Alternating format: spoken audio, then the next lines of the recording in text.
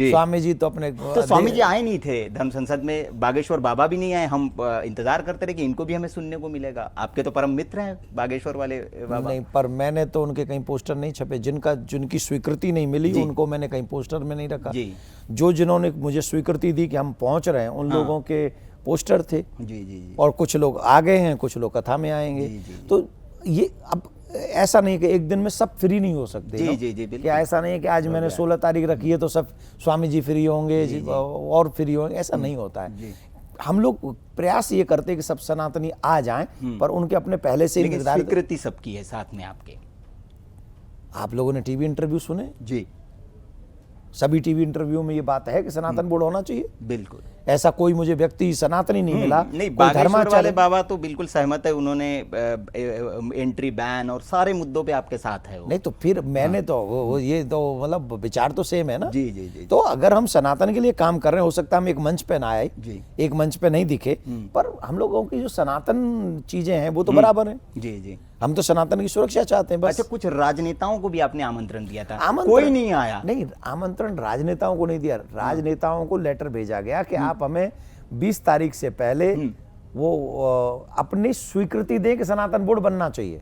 अच्छा, आमंत्रण नहीं था? आमंत्रण नहीं था कि आप यहाँ आ जाओ। जी। वो थोड़ा मीडिया में गलत चल गया कि हमने सबको बुलाया है। सबको बुलाया नहीं, हम चाहते हैं कि आप हमें ये हमारा साथ दें कि सनातन बोर्ड बनना चाहिए। इसके लिए हमने समर्थन मांगा है उनसे, और हमें आशा है कि जो सनातनी हैं, जिन्होंने सनातनी माँ का दूध पिया है, जिन्होंने सनातनी परिवारों में पले हैं, जिन्होंने रामकृष्ण की पूजा की है, हमको ऐसा विश्वास है, हम आज भी मानते हैं कि वो सभी लोग कहेंगे कि सनातन बोर्ड बनना चाहिए। हम किसी का कुछ मांग ही नहीं रहे। हम तो जो हमारा है वही मांग रहे हैं, जो सरकार 75 साल से हमारा हड़ पे बैठी है। अच्छा, इसमें एक बात और हमने सुनी कि या तो सनातन बोर्ड बना दो या वक्फ बोर्ड खत्म कर दो। तो अगर वक्फ बोर्ड खत्म हो जाएगा तो फिर आप मान जाएंगे कि नहीं बनाएंगे सनातन? नहीं, सनातन बोर्ड फिर भी चाहिए। वक्फ बोर्ड तो हमें वक्फ बोर्ड से कोई मतलब नहीं है, चाहे रहे चाहे ना रहे। अच्छा, उससे कोई विरोध? देखो, हमारा क्या मतलब है, हमारा काम नहीं है ना, वो सरकार हम नहीं है। जी। हम धर्माचार्य हैं, सनातन का धर्म का प्रचार करते हैं, हमारा कोई मतलब नहीं है वक्फ बोर्ड बनाओ, वक्फ बोर्ड के बाद हफ बोर्ड बनाओ, सफ बोर्ड बनाओ, और जो बोर्ड आ जाए सब बनाओ। आजादी के बाद यही बोर्ड तो बन रहे, हमारा तो कुछ बना नहीं। हम लोगों को तो सूली की नोक पे रखा गया है, तुम मरोगे भाईचारा निभाओ, नहीं तो इसके लिए जिम्मेदार कौन महाराज जी? अगर हम लोग इस हालत में आप कह रहे हैं तो इसके लिए कौन जिम्मेदार है? पत्रकार कौन है आपके में? मैं हूं। तो जिम्मेदार कौन होना चाहिए आप बताओ? अच्छा, आप बताओ, जिन्होंने शासन किया है वो होंगे ना जिम्मेदार। मैं थोड़ी हूँगा, न मैंने शासन किया ना आपने किया। नहीं, मैं ये बड़े परिदृश्य में कि क्या जैसे आज आपने आवाज उठाई, कोई हिंदुओं ने आवाज नहीं उठाई, तो हिंदू इसके लिए जिम्मेदार है? ये मैं नहीं ऐसा नहीं मानता। हिंदू जिम्मेदार है। हिंदू ने तो जब इंदिरा गांधी की सरकार थी उस समय भी हमारे संत धर्माचार्य धर्म सम्राट श्री कृपात्री जी महाराज गौओं की रक्षा के लिए दिल्ली में आए थे। उन पे उस समय संतों पे गोली चली थी, लेकिन है ना, भूना गया। ये अपराध किसने किया था? आजादी मिली 47 में, 54 में वक्फ बोर्ड बना दिया गया। वक्फ बोर्ड के साथ ही सनातन बोर्ड बना देते। हमारे मंदिरों को सरकार ने ये कह के अपने अंडर में रख लिया कि ये जो समाज है ना, ये मंदिरों को संभालने योग्य नहीं है। हिंदू समाज अपने मंदिरों को संभालने के योग्य नहीं है। बाकी के सब हैं, सिर्फ हिंदू ही नहीं है। क्यों? लेकिन इसमें एक बड़ी विडंबना है देवकीनंदन जी, आपने ये बड़ा बीड़ा उठाया है। लेकिन हम देखते हैं कि जो मालदार मंदिर है उसको तो सरकार ने संभाल लिया है, लेकिन कई जगह ऐसे मंदिर है जहाँ दिया जलाने वाला भी कोई नहीं है। अरे अभी मुझे आज ही बताया है, दिल्ली में 7 मंदिर ऐसे हैं जिनमें दीपक नहीं जल रहा है क्योंकि वहां हिंदू जा नहीं पा रहे हैं। जी, दिल्ली में ऐसे 7। तो ये भी मांग है उसमें आपके? अरे सनातन बोर्ड बनने तो हर एक मंदिर में दिया जलाएंगे जी, और जो दिया नहीं जलने देगा उनके दिए बुझाएंगे। क्या बातें कर रहे हो आप? तो ये खुली चेतावनी दे रहे हैं आप? हमारे दिए कैसे बंद कर दोगे आप? मेरे ठाकुर के मंदिर के दिए बुझा, आपका सामर्थ्य किसका है? जहां ठाकुर जी की प्राण प्रतिष्ठा है वहां दिए नहीं जलने दोगे आप? ये किसकी जिम्मेदारी है कि वहां पूजा परंपराएं प्रारंभ रखे कॉन्टिन्यूअस रखनी चाहिए? किसकी जिम्मेदारी है? तो सरकार तो आपके फेवर वाली है पिछले दिल्ली में मेरी सरकार है 10-12 साल से। दिल्ली में मेरी सरकार है। देश में नहीं, तो ये बात मैं दिल्ली की कर रहा हूँ। अच्छा, ये दिल्ली की कर रहे हैं। ये दिल्ली में 7-8 मंदिर मुझे आज ही बताए किसी ने। जी। मुझे नहीं पता कसम से। जी। लेकिन आज जब मैं यहाँ बैठा मिल रहा हूँ लोगों से, तो मुझे बताया कि दिल्ली में 6-7 मंदिर ऐसे हैं जहां पर लोग जा नहीं रहे, दिए जला नहीं रहे, भगवान के मंदिर के पट बंद हैं। मुस्लिम लोग उनको रोक रहे हैं, खुलकर हम कहें तो? कह लो, जो कहना है सब कह लो, समझ तो सब रहे, मैं ही कह रहा हूँ। वहां क्यों नहीं जा रहे हिंदू? आबादी घट गई, बहुसंख्यक हो गए, इसलिए रोका जा रहा है। ये बात हमारे हिंदू समाज को कब समझ में आएगी, ये प्रशासन को कब समझ में आएगी, ये देश की जनता को कब समझ में आएगी, ये सत्ताधारियों को कब समझ में आएगी? नहीं तो सत्ताधारी तो अब कह रहे हैं कि बटेंगे तो कटेंगे, एक है तो सेफ है, ये नारे तो अभी आ रहे हैं।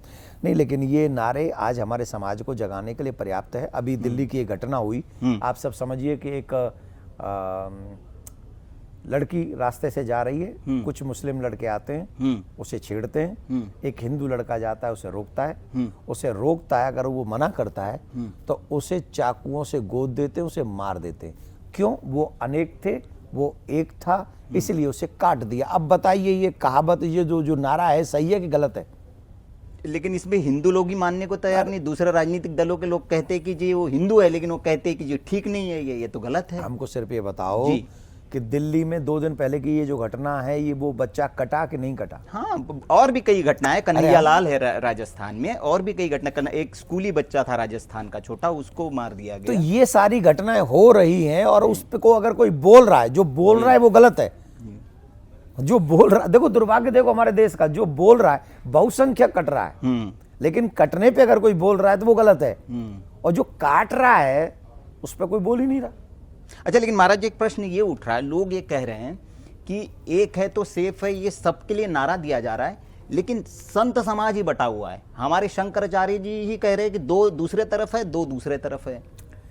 ये आपका विषय है, आप शंकराचार्यों के ऊपर बोलने का सामर्थ्य रखते हैं। मेरा सामर्थ्य नहीं है, मैं तो बहुत तुच्छ हूँ, छोटा हूँ। नहीं, लेकिन मैं जो पूछ रहा हूँ उसका जवाब, सामर्थ्य है आप में? नहीं, मुझ में सामर्थ्य है, मेरी कोई औकात नहीं।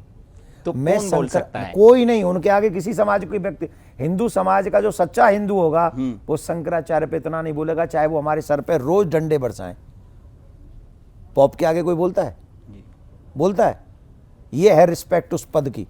हम उन व्यक्तित्व की, एक व्यक्ति की रिस्पेक्ट नहीं कर रहे, उस पद की रिस्पेक्ट कर रहे हैं, जिस पद पे वो बैठे हुए, उस पद पे वो उनका अधिकार है, वो हमें डांटें, फटकारें, पकड़ लें, खिला दें, थोड़ा सेक दें। इसका गलत संदेश हिंदू समाज में नहीं जाता? हिंदू ही फैला रहे हैं ना, और तो नहीं फैला रहे कोई, जैसे आपने पूछ लिया ऐसे ही सब पूछते फिर रहे हैं। जरूरत क्या है आपको? एक मैटर है, वो उनकी अपनी मर्जी है, उनका कोई वक्तव्य नहीं, वो खुद आते हैं मीडिया में और हमारे पास आके वो अलग अलग चीजें बोलते हैं, तो हमें बताना पड़ता है। जैसे आपने कहा कि हम जैसे आपसे बात कर रहे हैं, मैं आपसे कहूं, देखो जी, आपको सच बता रहा हूं जी, मैं दिल से रिस्पेक्ट करता हूं उस पद की। जी, मैं कोई ऐसा नहीं है कि मैं ये बात बोल के अपने आप को बड़ा साबित करने का प्रयास कर रहा हूं, ऐसा नहीं है। पर सच यह है कि मेरे पास और आपके पास, जो हिंदू जगत है उसके पास, शंकराचार्य पे बोलने की किसी की अथॉरिटी नहीं है। उनके अपने विचार हो सकते हैं, कभी कुछ हो सकते हैं, कभी कुछ हो सकते हैं, पर जो भी हो हमें उनके ऊपर ना तो बोलना चाहिए और ना अधिकार है। तो उनको हर एक चीज को श्रद्धा पूर्वक नमन करें, प्रणाम करें। अब जो जहां तक तुम संभाल सकते हो उनका आदर करके उनकी आज्ञा का पालन करो, अगर नहीं हो तो भैया मौन होकर बैठ जाओ। बस मैं ऐसा मानता हूं। वीके न्यूज, राष्ट्र के नाम।